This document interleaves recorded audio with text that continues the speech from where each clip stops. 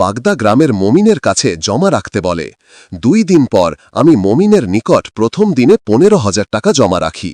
একই সঙ্গে কাজে সাহায্য করার জন্য অন্যান্য আসামিকে নিয়োজিত করি। 3রা সেপ্টেম্বর আব্দুল হোসেন আমাকে জানায় 5ই সেপ্টেম্বর রাত আনুমানিক 10টায় মমিন, হাবিব, ইদ্রিস আলী, আলী আজম, আলী আহমেদ, শামসু, বাদশাহ, সুতামিয়া, বেলু, ফিরোজ, আব্দুল হোসেন, সৈয়দ মিয়া, জজ মিয়া, আবু সায়েদ, কাসেম, তাজন, হরিপুরের ফিরোজ, শহীদ, মানু মেম্বার এবং পরিচিত 8-10 জন নৌকা যোগে পায়ে হেঁটে আমার বাড়িতে আসে। তখন আমি একটি ছোট ঘরে শুয়েছিলাম। আব্দুল হোসেন সেই ঘরে গিয়ে আমাকে সংবাদ দেয়। তখন সব লোকজন এসে পৌঁছেছে। এরপর একটি ইঞ্জিন নৌকায় আমি, আব্দুল হোসেন, ইদ্রিস আলী, বাগদিয়ার হাবিব বাদশাহ, ফিরোজ, কাসেম, ধনু, আলী আজম, আলী আহমেদ এবং বাকি 4 জন উঠি। আমার হাতে একটা রামদা এবং অন্যদের হাতে লাঠি, বল্লম, টর্চ লাইট ছিল। মমিন ব্রাহ্মণবাড়িয়া থেকে 2টি ড্রাম, লবণ ও 2 মণ চুন আগেই কিনে রেখেছিল। ড্রাম, চুন ও লবণ ইঞ্জিনের নৌকায় রাখি।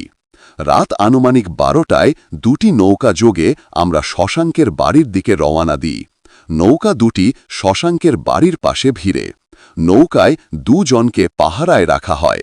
বাকিরা সকলে শশাঙ্কের বাড়িতে উঠে আসি। ফিরোজ প্রথমে একটি লোহার শাবল দিয়ে বিরজাবালার ঘরের পিছনের জানালার রড বাঁকা করে ভিতরে প্রবেশ করে এবং ঘরের সামনের দরজা খুলে দেয়।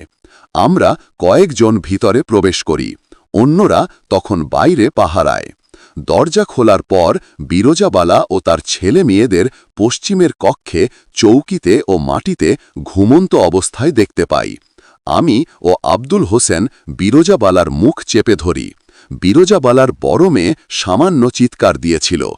বাকিরা বিরজাবালার 5 ছেলে মেয়েকে মুখ চাপিয়ে কোলে করে নৌকায় ওঠায়। নৌকায় ওঠানোর পর আবুল হোসেন বিরজাবালা ও তার ছেলে মেয়েদেরকে ধমক দিয়ে বলে শব্দ করলে কেটে ফেলবে। তারপর ইঞ্জিন নৌকাটি ধোপাজুরি বিলে যায়। ইঞ্জিনবিহীন নৌকাটি ইঞ্জিনের নৌকার পিছনে ছিল। ধোপাজুরি বিলে নৌকা থামিয়ে আব্দুল হোসেন ও ফিরোজ বিরজাবালাকে চেপে ধরে। আমি রামদা দিয়ে বিরজাবালার নাভি বরাবর 2-3 কোপ দিয়ে দ্বিখণ্ডিত করি। আলী আজম ও ফিরোজ বীরজার বড় মেয়ে নিয়তিকে চেপে ধরে। আব্দুল হোসেন রামদা দিয়ে 2 কোপে মেয়েটিকে দ্বিখণ্ডিত করে। ধনু মিয়া বীরজার ছোট ছেলেকে গলা চেপে মেরে ফেলে। ফিরোজ আলী বীরজার ছোট মেয়েকে চেপে ধরলে আলী আজম দা দিয়ে দ্বিখণ্ডিত করে। বাদশাহ এবং হাবিব বীরজা ও শশাঙ্কের ছোট 2টি ছেলেকে কুপিয়ে দ্বিখণ্ডিত করে। বীরজাকে কাটার সময় শরীরে কাপড় ছিল না। তারপর খণ্ডিত দেহগুলিকে 2টি খালি ড্রামে ভর্তি করে লবণ ও চুন দিয়ে ঢাকনা বন্ধ করে পানিতে ডুবিয়ে খুঁটির সাথে বেঁধে রাখি।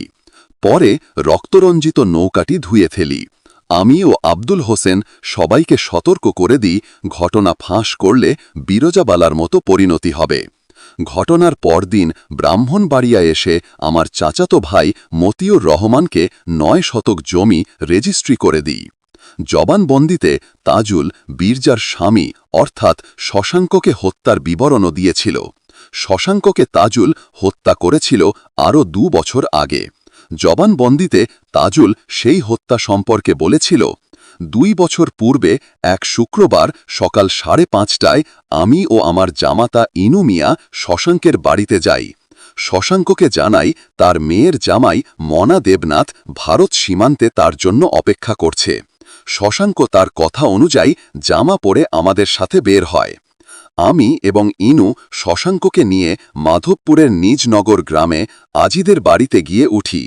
আজিদের বাড়ির একটি ঘরে শশাঙ্ককে বসিয়ে রাখি। আজিদ শশাঙ্ককে জানায় সীমান্তে স্পেশাল পার্টি কাজ করছে, তাই এখন সীমান্ত পার হওয়া সম্ভব না, মধ্যরাতে পেরোতে হবে।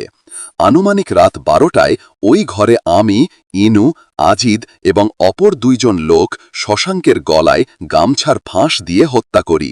আজিদ এবং অপরিচিত দুই ব্যক্তি শশাঙ্কের মৃতদেহ কাঁধে করে ভারতের চেহেরিয়া গ্রামে নিয়ে যায় এবং একটি পরিত্যক্ত রিফিউজি ক্যাম্পের পাতকুয়ায় নিক্ষেপ করে চলে আসে। এই নারকীয় হত্যাযজ্ঞের দায়ে বিচারের রায়ে ফাঁসি হয়েছিল তাজুল ও তার সহযোগীদের।